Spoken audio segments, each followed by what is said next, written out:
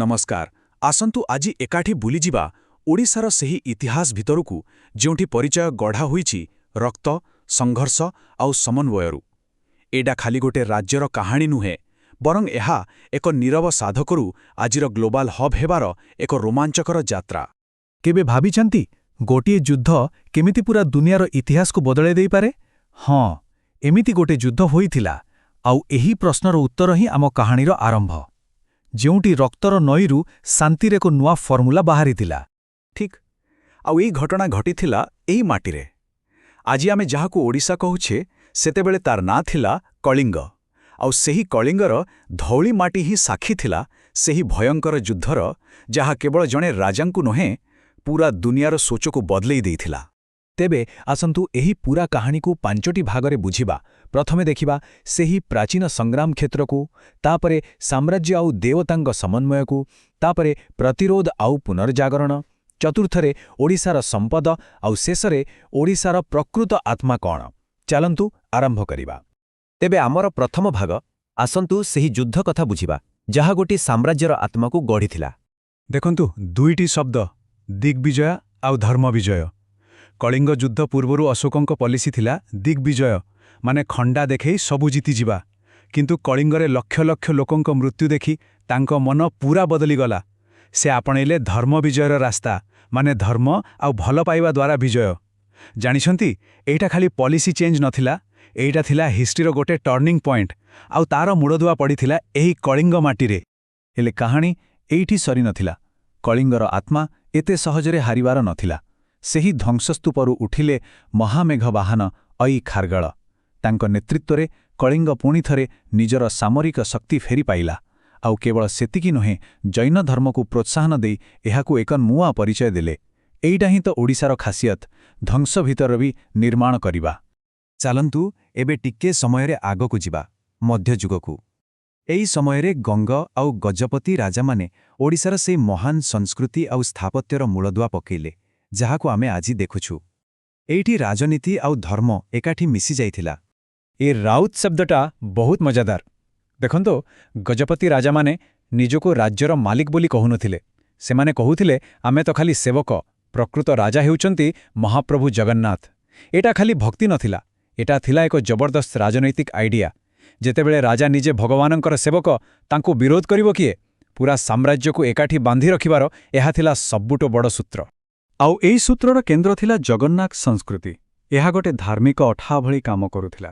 ଦେଖନ୍ତୁ କେମିତି ଏହା ବୌଦ୍ଧ ଧର୍ମର କିଛି ଅଂଶ ନେଲା, ଜୈନ ପରମ୍ପରାକୁ ବି ସାଙ୍ଗରେ ନେଲା, ଏପରିକି ଆଦିବାସୀଙ୍କ ବିଶ୍ୱାସକୁ ବି ସମ୍ମାନ ଦେଲା। ସମସ୍ତଙ୍କୁ ଗୋଟିଏ ବୈଷ୍ଣବ ଛତା ତଳେ ଏକାଠି କରିଦେଲା। ଏମିତି ଏକ ସମନ୍ୱୟର ସଂସ୍କୃତି ସାରା ଭାରତରେ ବିରଳ। ଏଇଟା ହିଁ ତ ଓଡ଼ିଶାର ପ୍ରକୃତ ଆତ୍ମା। କିନ୍ତୁ ଇତିହାସର ଚକ ସବୁବେଳେ ସମାନ ଭାବରେ ଘୁରେନି। ଏବେ ଆସିଲା ଏକ କଠିନ ସମୟ, ଯେତେବେଳେ ଓଡ଼ିଶା ନିଜର ସ୍ୱାଧୀନତା ହରାଇ ଖଣ୍ଡେ ଖଣ୍ଡ ହୋଇଗଲା। ଆଉ ଏହିଠୁ ଆରମ୍ଭ ହେଲା ପରିଚୟକୁ ଫେରି ପାଇବାର ଏକ ଲମ୍ବା ଲଢ଼େଇ। 1857 ସିପାହୀ ବିଦ୍ରୋହ କଥା ତ ସମସ୍ତେ ଜାଣନ୍ତି, କିନ୍ତୁ ତାର 40 ବର୍ଷ ପୂର୍ବରୁ 1817ରେ ଓଡ଼ିଶାରେ ଇଂରେଜଙ୍କ ବିରୁଦ୍ଧରେ ନିଆଁ ଜଳି ସାରିଥିଲା। ସେଇଟା ଥିଲା ପାଇକ ବିଦ୍ରୋହ। କାହିଁକି ହେଲା? କାରଣ ସିଧାସଳଖ। ପ୍ରଥମେ ଇଂରେଜମାନେ ପାଇକଙ୍କର ଜମି ଛଡ଼ାଇ ନେଲେ। ଦ୍ୱିତୀୟରେ ଆମର ଚାଲୁଥିବା କଉଡ଼ିକୁ ବନ୍ଦ କରି ରୂପା ଟଙ୍କା ଆଣିଲେ, ଯାହାଦ୍ୱାରା ଲୋକଙ୍କ ପାଖରେ ଥିବା ସମ୍ପତ୍ତିର ମୂଲ୍ୟ କମିଗଲା। ଆଉ ତୃତୀୟରେ ଲୁଣ ଭଳି ଜିନିଷ ଉପରେ ବି ନିଜର କଣ୍ଟ୍ରୋଲ ନେଇଗଲେ। ବାସ୍, ଏତିକି ଯଥେଷ୍ଟ ଥିଲା ପାଇକଙ୍କୁ ରାଗିବା ପାଇଁ। ହଁ, ଇଂରେଜମାନେ ବନ୍ଦୁକ ବଳରେ ବିଦ୍ରୋହକୁ ଦବାଇ ଦେଲେ, କିନ୍ତୁ ଗୋଟେ ବିଚାରକୁ କେହି ଦବାଇ ପାରେନା। ଏଥର ଲଢ଼େଇର ତରିକା ବଦଳିଗଲା। ଖଣ୍ଡା ଜାଗାକୁ ଆସିଲା କଲମ, ଆଉ ଲଢ଼େଇ ହେଲା ଭାଷା ପାଇଁ, ନିଜ ପରିଚୟ ପାଇଁ। ଛିନ୍ନ ଭିନ୍ନ ହୋଇପଡ଼ିଥିବା ସବୁ ଓଡ଼ିଆ ଅଞ୍ଚଳକୁ ଏକାଠି କରିବାର ସଂଗ୍ରାମ ଆରମ୍ଭ ହେଲା। ଆଉ ଏହି ନୂଆ ଲଢ଼େଇର ସେନାପତି ଥିଲେ କିଛି ମହାନ ବ୍ୟକ୍ତି।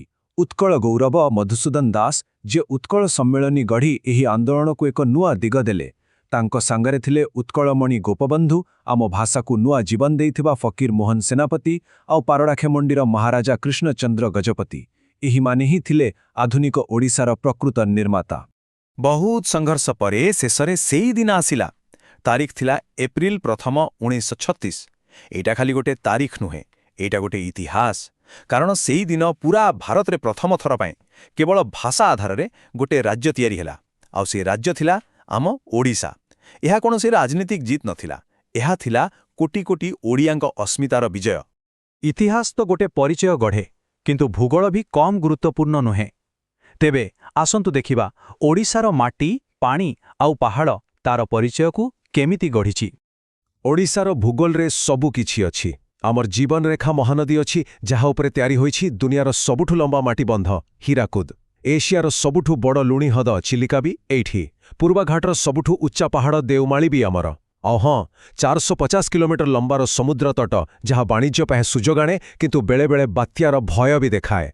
ଟିକେ ଏଇ ନମ୍ବରଟା ଉପରେ ନଜର ପକାନ୍ତୁ। 746 ବର୍ଗ କିଲୋମିଟର। ଏତେ ବଡ଼ ହେଉଛି ହୀରାକୁଦର ଜଳଭଣ୍ଡାର। ଜାଣିଛନ୍ତି, ଏହା ଏସିଆର ସବୁଠୁ ବଡ଼ ମଣିଷ ତିଆରି ହ୍ରଦ। ଏଟା ଖାଲି ଗୋଟେ ନମ୍ବର ନୁହେଁ, ଏଟା ଓଡ଼ିଶାର ଶକ୍ତି ଆଉ ସାମର୍ଥ୍ୟର ପ୍ରମାଣ। ଆଉ ଯଦି ଖଣିଜ ସମ୍ପଦ କଥା କହିବା, ତାହେଲେ ତ ଓଡ଼ିଶାର କୌଣସି ଜବାବ ନାହିଁ। ଦେଶର 96% କ୍ରୋମାଇଟ୍ ଏଇଠି ମିଳେ, 93% ନିକେଲ ବି ଏଇଠି, ଆଉ ଅଧାରୁ ଅଧିକ ଲୁହାପଥର ବି। ସିଧା କଥା ହେଲା, ଓଡ଼ିଶା ବିନା ଭାରତର ଇଣ୍ଡଷ୍ଟ୍ରି ଆଗକୁ ବଢ଼ିବା ବହୁତ ମୁସ୍କିଲ। ତେବେ ଇତିହାସ ଆଉ ଭୂଗୋଳ କଥା ତ ଜାଣିଲେ, କିନ୍ତୁ କୌଣସି ଜାଗାର ପ୍ରକୃତ ପରିଚୟ ତ ତାର ଲୋକ ଆଉ ସଂସ୍କୃତି। ଚାଲନ୍ତୁ ଏବେ ଦେଖିବା ଓଡ଼ିଶାର ସେହି ପ୍ରକୃତ ଆତ୍ମାକୁ। 62।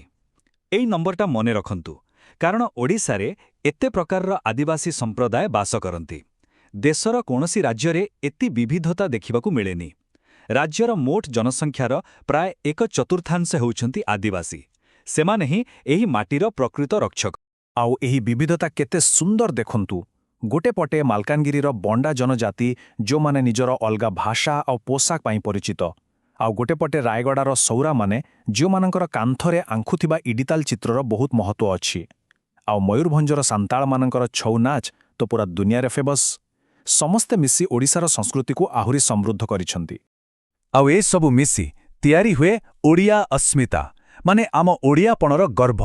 ଆମର ଶାସ୍ତ୍ରୀୟ ଓଡ଼ିଶୀ ନାଚ, ଆମର ପଟ୍ଟଚିତ୍ର, କଟକର ସେହି ସୁନ୍ଦର ରୂପା ତାରକସି କାମ, ଶାସ୍ତ୍ରୀୟ ମାନ୍ୟତା ପାଇଥିବା ଆମ ଓଡ଼ିଆ ଭାଷା, ଆଉ କୋଣାର୍କ, ଲିଙ୍ଗରାଜ, ଜଗନ୍ନାଥ ମନ୍ଦିରର ସେହି ଅଦ୍ଭୁତ ସ୍ଥାପତ୍ୟ, ଏସବୁ ହିଁ ତ ଦୁନିଆ ଆଗରେ ଆମର ପରିଚୟ।